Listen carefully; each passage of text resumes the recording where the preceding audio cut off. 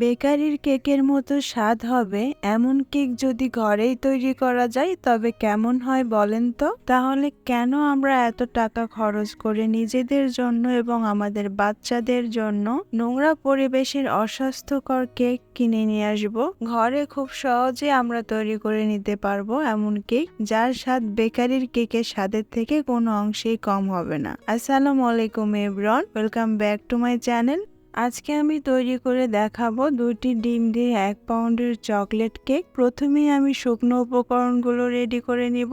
নিয়ে নিচ্ছি 1 কাপ ময়দা, সামান্য একটু লবণ, 2 টেবিল চামচ কর্নফ্লাওয়ার, 2 টেবিল চামচ কোকো পাউডার। চেষ্টা করবেন ভালো ব্র্যান্ডের কোকো পাউডার নিতে, তাহলে কেকের স্বাদটা অনেক বেশি ভালো আসবে। এখন দিয়ে দিচ্ছি হাফ টেবিল চামচ কফি এবং সবশেষে দিয়ে দিচ্ছি 1 টেবিল চামচ বেকিং পাউডার এবং হাফ টেবিল চামচ বেকিং সোডা। এখন এই সমস্ত শুকনো উপকরণগুলোকে একটা স্প্যাচুলার সাহায্যে মিশিয়ে নিব এবং ঢাকনা দিয়ে ঢেকে রেখে দিব এক সাইডে। কারণ আমরা এখানে বেকিং পাউডার এবং বেকিং সোডা ব্যবহার করেছি, তাই সরাসরি যেন এটা দীর্ঘ সময় বাতাসের সংস্পর্শে না আসে, তাই আমরা ঢেকে রাখবো। এখানে 2টো ডিম নিয়ে নিয়েছি আর ডিমটা অবশ্যই রুম টেম্পারেচারে থাকতে হবে। যদি ফ্রিজে থাকে 1 ঘন্টা আগে বের করে নিয়ে তারপর ব্যবহার করবেন।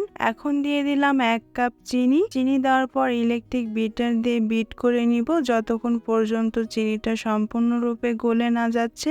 যদি চিনিটা আস্ত থেকে যায় তাহলে কেকটা বেক করার পর হাত দিলে একটু ভেজা ভেজা এবং আঠালো মনে হবে, তাই চেক করে নেবেন চিনিটা যেন সম্পূর্ণরূপে গলে যায়। কিছুক্ষণ বিট করে নেওয়ার পর বিটারটা বন্ধ করে নিচ্ছি এবং একটা স্প্যাচুলার সাহায্যে সাইডের চিনিগুলো মাঝখানে নিয়ে এসে দিব। কারণ বিট করার সময় বিটারের কাঁটাটা বাটির সাইডে ঠিক মতো পৌঁছায় না, তাই এই কাজটা 2-1 বার করে নিতে হবে। এখন আবারও কিছুক্ষণ সময় বিট করে নিব। প্রায় 5 থেকে 6 মিনিট বিট করে নেওয়ার পর বিটারটা বন্ধ করে নিচ্ছি এবং দিয়ে দিচ্ছি 2 টেবিল চামচ সয়াবিন তেল। সয়াবিন তেলটা না দিলেও কিন্তু কেকটা হবে, তবে তেলটা দিলে কেকটা সফট হয়, অনেক বেশি শুকনো মনে হয় না। সবশেষে দিয়ে দিচ্ছি হাফ টেবিল চামচের একটু কম চকলেট ইমালশন। এখানে চকলেট ইমালশনের পরিবর্তে চকলেট এসেন্সটাও ব্যবহার করা যাবে, তবে চকলেট ইমালশনটা ব্যবহার করলে ফ্লেভারের পাশাপাশি কালারটাও চলে আসে। তেল এবং চকলেট ইমালশন মিশানোর জন্য কিছুক্ষণ বিট করে নিব। এ পর্যায়ে খুব বেশিক্ষণ সময় ধরে বিট করার প্রয়োজন নেই, শুধু মিশিয়ে নিলেই হয়ে যাবে। মিশিয়ে নেওয়া হয়ে গেলে বিটারটা বন্ধ করে দিচ্ছি এবং বিটারের কাঁটাটা খুলে নিচ্ছি।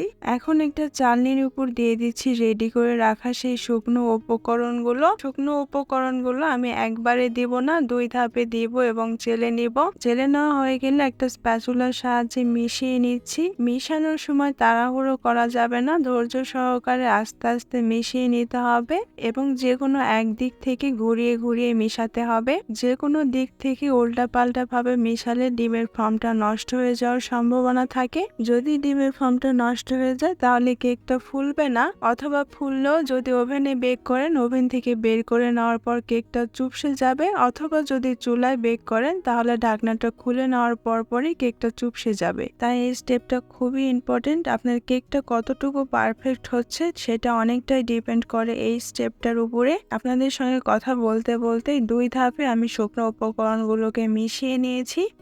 সবশেষে দিয়ে দিচ্ছি 1/4 চা চামচ ভিনেগার এবং আবারও একটু মিশিয়ে নিব। এখানে ভিনেগার দেওয়ার কারণ হচ্ছে কেকটা বেক করে নেওয়ার পর কেকটা সহজে চুপসে যাবে না।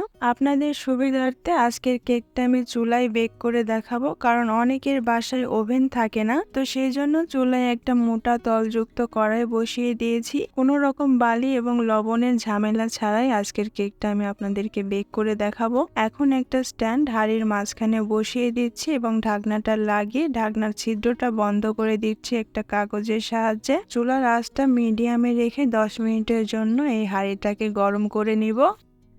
হাঁড়িটা গরম হতে হতে কেকের ব্যাটারটা আমরা মোল্ডে ঢেলে নিব। আজকের কেকটা বেক করার জন্য আমি এখানে একটা টিফিন বাটি নিয়েছি, আর টিফিন বাটিতে আমি আগে থেকেই বেকিং পেপার বিছিয়ে তেল ব্রাশ করে নিয়েছিলাম। কেক বেক করার জন্য মোল্ড যদি না থাকে তাহলে এমন কোনো বাটি আপনারা সিলেক্ট করে নেবেন যেটাতে কেকের শেপ আসবে। এখন কেকের ব্যাটারটা ঢেলে দিচ্ছি। আমি যে টিফিন বাটিটা ইউজ করেছি 2টা ডিমের কেক এখানে ঠিকঠাক মতো আটবে, কিন্তু আমি বেকিং পেপার একটু উঁচু করে দিয়েছি আপনাদেরকে দেখানোর জন্য যে আপনাদের বাটি যদি ছোট হয় তাহলে বেকিং পেপারটা এরকম উঁচু করে দিবেন, তাহলে কেকটা বেক করার সময় আর উপচে পড়ে যাবে না। এখন আমি এই বাটিটাকে কয়েকবার জোরে জোরে ট্যাপ করে নিব। এতে করে কেকের ব্যাটারের মধ্যে যেই এয়ার বাবলগুলো ক্রিয়েট হয়েছে সেগুলো বেরিয়ে আসবে। 10 মিনিট পর ঢাকনাটা খুলে নিলাম। বাটিটা এখন স্ট্যান্ডের উপর বসিয়ে দিচ্ছি। আর এই কাজটা খুব সাবধানে করতে হবে, কারণ হাঁড়িটা অনেক গরম, হাত লাগলেই ছ্যাঁকা লেগে যাবে। এখন ঢাকনাটা লাগিয়ে চুলার আঁচটা একদম লোতে রেখে 30 থেকে 35 মিনিটের জন্য কেকটাকে বেক করে নিব। 30 থেকে 35 মিনিট পর আমি ঢাকনাটা খুলে নিচ্ছি এবং কেকটা ঠিকঠাক মতো বেক হয়েছে কিনা সেটা দেখার জন্য কেকের মাঝ বরাবর একটা কাঠি ঢুকিয়ে দিলাম এবং কাঠিটা বের করলে কাঠিটা যদি ক্লিন বের হয় তাহলে বুঝতে হবে কেকটা খুব ভালোভাবে কুক হয়ে গেছে। আর যদি কাঠিটা ক্লিন না বের হয় তাহলে আরো কিছুক্ষণ কেকটাকে বেক করে নিতে হবে। আমার কেকটা বেক করা হয়ে গেছে। এখন আমি চুলাটা বন্ধ করে দিচ্ছি এবং কেকটা ঠান্ডা হয়ে যাওয়ার পর মোল্ড আউট করে নিয়েছি এবং বেকিং পেপারগুলো সরিয়ে নিয়েছি। কেকটা দেখতেই পাচ্ছেন কতটা সফট হয়েছে এবং স্পঞ্জি হয়েছে। আজকের মতো এখানেই বিদায় নিচ্ছি।